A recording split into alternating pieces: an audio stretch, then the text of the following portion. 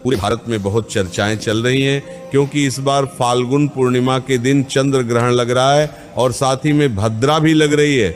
तो इस वीडियो में हम जानेंगे कि इस बार होली का पर्व कब मनाया जाएगा और होलिका दहन कब किया जाएगा। होली का पर्व हमेशा फाल्गुन पूर्णिमा के दिन मनाया जाता है और इस बार फाल्गुन पूर्णिमा की तिथि शुरुआत 2 मार्च सोमवार को शाम 5:56 से शुरू होगी और पूर्णिमा तिथि की समाप्ति 3 मार्च मंगलवार को शाम 5:07 पर होगी। होली की तिथि इस बार 2 दिनों की पड़ रही है। ऐसे में उदया तिथि के अनुसार 3 मार्च 2026 मंगलवार के दिन ही होली का पर्व मनाना चाहिए। साथियों, इसी दिन पूर्णिमा का व्रत और सत्यनारायण भगवान की कथा भी की जाएगी।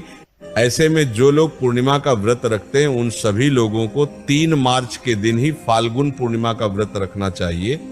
अब सबसे मुख्य प्रश्न ये है कि इस बार होली का पर्व किस दिन मनाया जाएगा, क्योंकि होली तो 3 मार्च 2026 की है, पर इसी दिन साल का पहला चंद्र ग्रहण भी लग रहा है और वह चंद्र ग्रहण हमारे भारत में भी दिखाई देगा। और इस चंद्र ग्रहण का सूतक काल 3 मार्च को सुबह 9 बजे से ही शुरू हो जाएगा।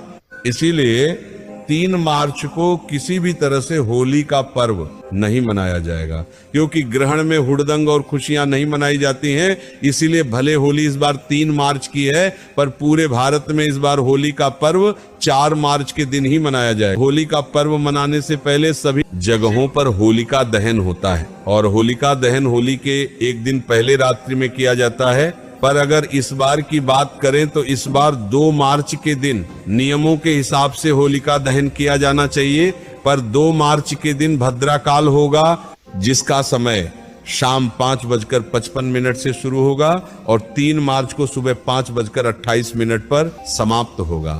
और इस भद्रा काल का वास पृथ्वी लोक पर ही होगा और भद्रा काल में कोई भी शुभ या मांगलिक कार्य नहीं किया जाता है और अग्नि प्रज्वलित भी नहीं की जाती है।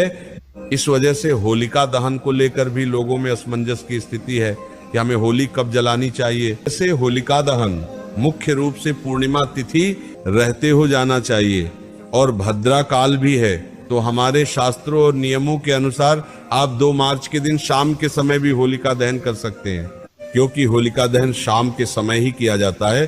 पर अगर कोई भद्रा काल की वजह से इस समय होलिका दहन ना करें तो वह रात्रि में लगभग रात 1 बजे से लेकर रात 2 बजे के बीच में होलिका दहन कर सकते हैं।